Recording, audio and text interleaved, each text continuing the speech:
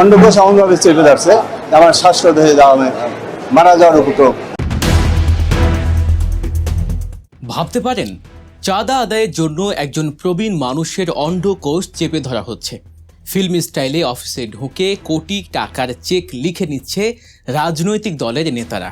হ্যাঁ, ক্ষমতার পট পরিবর্তনের পর বাংলাদেশের চাঁদাবাজির নতুন এই ভয়ঙ্কর ও পৈশাচিক মডেল দেখে শিউরে উঠেছে গোটা দেশ। দলের নাম ভাঙিয়ে এই জঘন্য কাজ করার পর এখন সেই নেতাকে অস্বীকার করে হাত ধুয়ে ফেলছে খোদ রাজনৈতিক দল। কে এই নেতা, কেন তাকে আটকের পর আইনের ফাঁক গলে মুচলেকা দিয়ে ছেড়ে দেওয়ার ভয় পাচ্ছেন সাধারণ মানুষ? নৈপথ্যের সব অজানা তথ্য এবং রাজনীতির এই নোংরা দায় এড়ানোর সংস্কৃতির আসল রূপ জানলে আপনার চোখ কপালে উঠবে। বাংলাদেশের রাজনৈতিক প্রেক্ষাপটে চাঁদাবাজি, দখলদারিত্ব বা টেন্ডারবাজির মতো শব্দগুলো মোটেও নতুন কোনো বিষয় নয়। যুগের পর যুগ ধরে ক্ষমতার পালাবদল ঘটে, কিন্তু চাঁদাবাজির এই অন্ধকার জগতের যেন কোনো পরিবর্তন হয় না, বরং এর রূপ ও কৌশল দিন দিন আরও ভয়ঙ্কর ও আধুনিক হয়। 5ই আগস্টের ছাত্র জনতার গণ অভ্যুত্থানের পর যখন দেশের মানুষ একটি নতুন ও বৈষম্যহীন বাংলাদেশের স্বপ্ন দেখছে, ঠিক তখনই ক্ষমতার পট পরিবর্তনের সুযোগ নিয়ে এক শ্রেণীর দুর্বৃত্ত আবারও মেতে উঠেছে সেই পুরনো চাঁদাবাজির খেলায়। তবে এবার আর কেবল হুমকি ধামকি বা অস্ত্র ঠেকিয়ে নয়, চাঁদাবাজির জগতেও এবার এক অভিনব এবং রোমহর্ষক পদ্ধতির আমদানি হয়েছে। চাঁদা আদায়ে এবার ব্যবহার করা হচ্ছে মানুষের শরীরের সবচেয়ে স্পর্শকাতর এবং দুর্বল স্থানটি। পুরো ঘটনার নৈপথ্যের গল্প, পুলিশের ভূমিকা এবং রাজনৈতিক দলগুলোর দায়সারা আচরণ নিয়ে আজ আমরা বিস্তারিত আইনি ও রাজনৈতিক বিশ্লেষণ করব। তাই সম্পূর্ণ বিষয়টি গভীরভাবে বুঝতে ভিডিওটি না টেনে শেষ পর্যন্ত দেখার অনুরোধ রইল। ঘটনার কেন্দ্রবিন্দু বরিশালের সদর রোড। সেখানকার একটি স্বনামধন্য আবাসন প্রতিষ্ঠান অগ্রণী হাউজিং লিমিটেড। এই প্রতিষ্ঠানের ব্যবস্থাপনা পরিচালক বা এমডি হিসেবে দায়িত্ব পালন করছেন বয়োজ্যেষ্ঠ ব্যবসায়ী আব্দুল আজিজ হাওলাদার। গত 27 জুন সন্ধ্যার পর তিনি যখন তার নিজ কার্যালয়ে অন্যান্য ক্লায়েন্টদের সাথে বসে স্বাভাবিক দাপ্তরিক কাজ করছিলেন, ঠিক তখনই ঘটে যায় এক অভাবনীয় ঘটনা। হঠাৎ করে কোনো পূর্ব অনুমতি ছাড়াই দরজা ঠেলে হুড়মুড় করে তার অফিসে প্রবেশ করে 4 জন দুর্বৃত্ত। এদের নেতৃত্ব ছিল স্থানীয় যুবদল নেতা হিসেবে পরিচিত মুস্তাফিজুর রহমান লিটু। জানা যায়, লিটু একসময় এই আবাসন ব্যবসায়ের অংশীদার ছিলেন, কিন্তু পরবর্তীতে জমি হস্তান্তরের মাধ্যমে তাদের ব্যবসায়িক পার্টনারশিপের চূড়ান্ত হিসাব নিকাশ সম্পূর্ণ হয়ে যায় এবং তাদের মধ্যে কোনো পাওনা নেই মর্মে একটি আইনি অঙ্গীকারনামাও স্বাক্ষরিত হয়। কিন্তু হিসাব চুকে যাওয়ার পরেও লিটু সম্পূর্ণ বেআইনিভাবে আরও 1 কোটি টাকা চাঁদা দাবি করে আসছিলেন। সেই চাঁদার টাকা আদায় করতে সেদিন অফিসে ঢুকে তারা অত্যন্ত আক্রমণাত্মক আচরণ শুরু করে এবং সেখানে উপস্থিত অন্য ক্লায়েন্টদের জোর করে বের করে দেয়। এরপর শুরু হয় সেই প্রবীণ ব্যবসায়ীর উপর অমানবিক নির্যাতন। সিসিটিভি ফুটেজে স্পষ্ট দেখা যায়, বয়সের কোনো তোয়াক্কা না করে একজন বৃদ্ধ মানুষের গালে একের পর এক চড় থাপ্পড় মারতে থাকে যুবদল নেতা লিটু। কিন্তু এখানেই শেষ নয়, আসল ভয়ঙ্কর দৃশ্যটি ঘটে এরপর। চাঁদা দিতে অস্বীকৃতি জানানোয় এবং সই করতে গড়িমসি করায় দুর্বৃত্ত লিটু অত্যন্ত ক্ষিপ্রতার সাথে প্রবীণ ওই ব্যবসায়ীর শরীরের সবচেয়ে স্পর্শকাতর স্থান, তার অন্ডকোষ চেপে ধরে। এটি এমন একটি জায়গা যেখানে মারাত্মকভাবে চেপে ধরলে একজন সুস্থ সবল মানুষও মুহূর্তের মধ্যে মৃত্যুর কোলে ঢলে পড়তে পারে। যন্ত্রণায় ছটফট করতে থাকেন আব্দুল আজিজ। তিনি বারবার অনুনয় বিনয় করতে থাকেন, প্রাণ ভিক্ষা চান এবং ছেড়ে দেওয়ার অনুরোধ জানান। কিন্তু ক্ষমতার দম্ভে অন্ধ লিটুর মনে বিন্দুমাত্র দয়া হয়নি। যন্ত্রণায় কাতর ওই বৃদ্ধকে শেষ পর্যন্ত বাধ্য করা হয় 70 লক্ষ টাকার একটি চেক, একটি সম্পূর্ণ ফাঁকা চেক এবং কয়েকটি ফাঁকা স্ট্যাম্পে স্বাক্ষর করতে।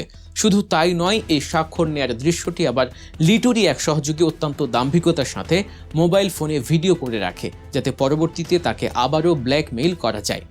আব্দুল আজিজ হাওলাদারের অফিসে থাকা সিসিটিভি ক্যামেরাটি কাল হয়ে দাঁড়ায় এই দুর্বৃত্তের জন্য। ঘটনার পর ভুক্তভোগী ব্যবসায়ী দ্রুত ব্যাংকে যোগাযোগ করে চেকগুলো ব্লক বা স্টপ পেমেন্ট করে দেন।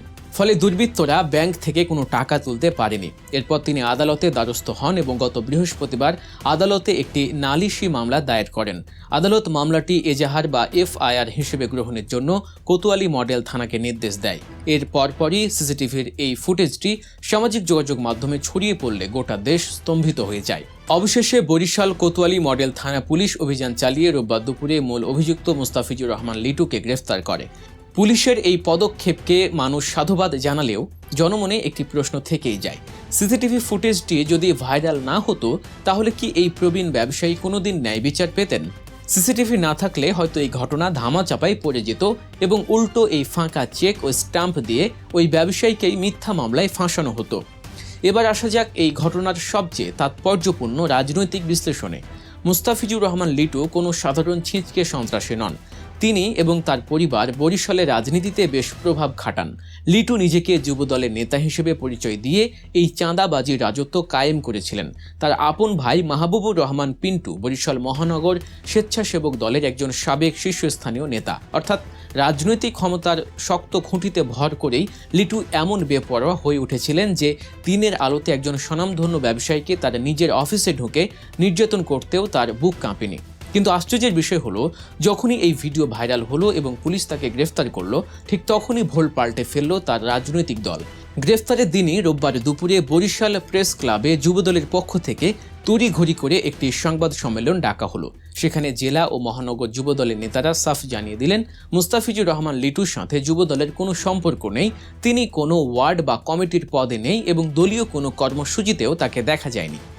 রাজনৈতিক দলগুলোর এই যে দায় এড়ানোর সংস্কৃতি বা হাত ধুয়ে ফেলার প্রবণতা, এটি বাংলাদেশের রাজনীতির একটি বড় ব্যাধি। যখন এই ধরনের দুর্বৃত্তরা দলের নাম ভাঙিয়ে মাসের পর মাস দাপট দেখায়, চাঁদাবাজি করে, তখন দলের শীর্ষ নেতারা নির্বিকার থাকেন। এই ক্যাডার বাহিনী যখন মিছিলে মিটিংয়ে লোক সমাগম করে বা পেশিশক্তি দেখায়, তখন তারা দলের সম্পদ হয়ে যায়। কিন্তু যেই মাত্র তারা কোনো বড় অপরাধ করে মিডিয়ার সামনে ধরা পড়ে যায়, সিসিটিভিতে কুকীর্তি ফাঁস হয়ে যায়, তখনই দল তাদের চিনতে পারে না। সাধারণ মানুষের কাছে এই ধরনের দায়সারা বক্তব্য কখনোই গ্রহণযোগ্য নয়। সবশেষে যে বিষয়টি নিয়ে আলোচনা করা প্রয়োজন তা হলো আমাদের দেশের বিচার ব্যবস্থার দীর্ঘসূত্রিতা এবং নতুন উদ্ভাবিত মুচলেকা সংস্কৃতি। লিটুকে গ্রেফতার করা হয়েছে, এটি নিঃসন্দেহে একটি স্বস্তির খবর। কিন্তু সাধারণ মানুষের মনে এখন একটাই শঙ্কা, এরপর কি হবে? ইদানিং দেশে একটি নতুন ট্রেন্ড বেশ পরিচিত পেয়েছে, তা হলো মুচলেকা বা বন্ড সই করে মুক্তি পাওয়া। আপনারা নিশ্চয়ই খেয়াল করেছেন, কিছুদিন আগে নারায়ণগঞ্জ ৩ আসনের এমপি ছেলে শুভ চাঁদাবাজির অভিযোগে গ্রেফতার হওয়ার কয়েক ঘন্টা পরই একটি মুচলেকা দিয়ে ছাড় পেয়ে যায়। ঠিক একইভাবে আরও এক যুবদল নেতা চাঁদাবাজির দায়ে আটক হওয়ার পর মুচলেকা দিয়ে পার পেয়ে গেছে। বড় বড় অপরাধ করে ধরা পড়ার পর থানায় বসে একটি মুচলেকা দিয়ে ভবিষ্যতে আর এমন করব না বলে পার পেয়ে যাওয়ার যে সংস্কৃতি শুরু হয়েছে, তা আইনের শাসনের জন্য চরম অশনি সংকেত। দর্শক, আজকের এই রাজনৈতিক ও অপরাধ বিশ্লেষণমূলক আলোচনাটি আপনার কাছে কেমন লেগেছে? আপনি কি মনে করেন রাজনৈতিক দলগুলোর শুধু অস্বীকার করলেই দায় শেষ হয়ে যায়? এই মুচলেকা দিয়ে অপরাধীদের ছেড়ে দেওয়া সংস্কৃতি সম্পর্কে আপনার মতামত কি? আপনার মূল্যবান মন্তব্য অবশ্যই আমাদের কমেন্ট বক্সে জানাবেন।